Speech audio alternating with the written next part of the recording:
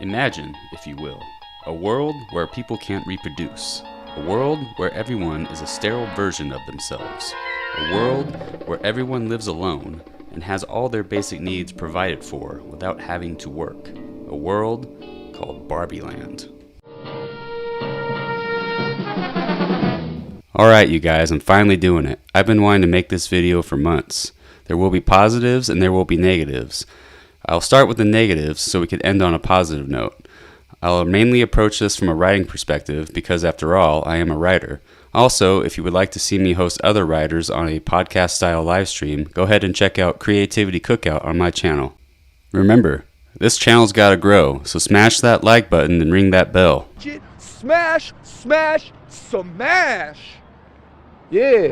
Fair warning, there will be spoilers ahead, but this movie has already been a huge cultural phenomenon, and most YouTube reviews on this movie are about a month old. Also, Bruce Willis in The Sixth Sense was dead the whole time. Oh my god! Alright, let's get into it. Our story starts off with a weird homage to 2001 Space Odyssey, which I'll circle back to. Going to circle back? And then picks up in the land of Barbie that we all know from commercials we got absolutely bombarded with as kids. Wait, are they about to do what I think they're gonna do? Whoa, no, what the? Yeah, it gets a little dark. All the Barbies are hot 20-somethings with unique and interesting careers and hobbies.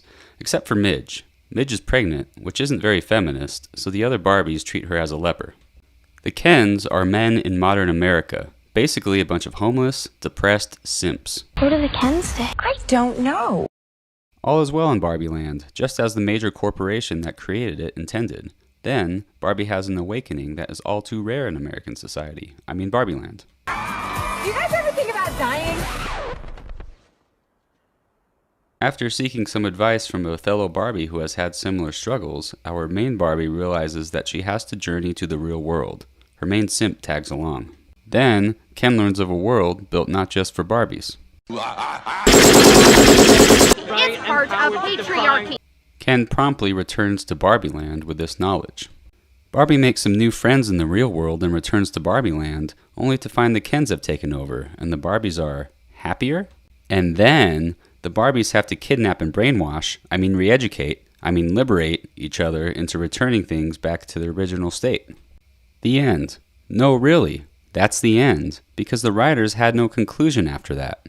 There was this existential crisis, and nobody has any solutions, so the Barbies, the Kens, and the humans all continue a happy, sad existence until they, die, I guess? This movie seemed familiar, only not as well done as another movie I've seen before. In Legally Blonde, Elle, the protagonist, actually does take on a male-dominated workplace, or patriarchy, if you will, only nobody was calling it that back then, except for the weird feminist lesbian student who you probably have since had as your professor. All about subliminal domination. Take the word semester, okay? This is a perfect example of this school's discriminatory preference of semen to ovaries. That's why I'm petitioning to have next term be referred to as the winter ovest. That movie was great, not only because it knew how to have fun and not take itself too seriously, but because it actually did have important things to say and, get this, offered a solution to its protagonists. Although the solution wasn't a feminist one, it was a happy ending nonetheless.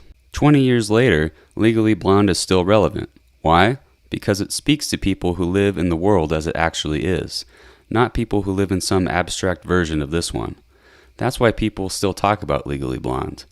I have a feeling not as many people will be talking about Barbie in 20 years. What is it that's so relevant about Legally Blonde? Well, I think it's mostly the fact that when you get right down to it, men and women both want opportunities in life, without obstructions placed by society. At the same time, men and women have a proclivity to act on their biological instincts, or design, however you might see it, and become either protectors and providers or nurturers and supporters. And you know what? That's a good thing. Unless you'd rather be a plastic toy, I guess. Just kidding. Please don't live a life of delusion. And all that leads me to the beginning of this film, the homage to 2001 Space Odyssey. The original version of this scene was meant to symbolize a leap in evolution from primate society to human society. As you are probably aware, societies from every culture in every corner of the world have had to pass the same milestones during their progression. Central to that progress were the typical roles that are innate to humans and required in order to create and support family units, which are the foundation of any healthy society. In Barbie's opening sequence, the implication is that in order for society to evolve, women, or in this case, young girls, had to exchange a tradition of being nurturers and training to being, well, narcissists. And is society really better off for that? Not according to poll data on happiness both among men and women. Women report feeling less fulfilled, and men, especially heterosexual men, are by far and away leading every other group in suicide. This is a disturbing trend to say the least. Barbie does a good job of exposing these problems in a metaphorical kind of way, but offers no solutions. Now for the positives of this movie. The actors, and the actors. The performances from the actors were spectacular. Each actor fully embraced and ran with their character. You could tell they had fun making this movie, and that makes it fun to watch. Granted, I did see this movie while day drinking with a big group of friends only half an hour after watching Oppenheimer, which is by far a superior film. By the way, should I do an Oppenheimer review? Let me know in the comments if that's something you would want to see. One thing I really missed since the disease of an unknown origin is going out to the theater with a big crowd and just enjoying myself. Regardless of where you're coming from when you see this movie, I think anyone can let some things go and just enjoy it. As for the lack of solutions offered by the Barbie writers, I'm going to offer a simple one: change course. The prescriptions of Barbie only lead to sadness. Happiness comes and goes, but is more frequent with a sense of fulfillment. Fulfillment comes from caring for other people, not just yourself. So be like Elle, not like Barbie. Get into adventures, find romance, have some kids, get into more adventures. That's enough time on the internet for today. Now, go out there and touch some grass.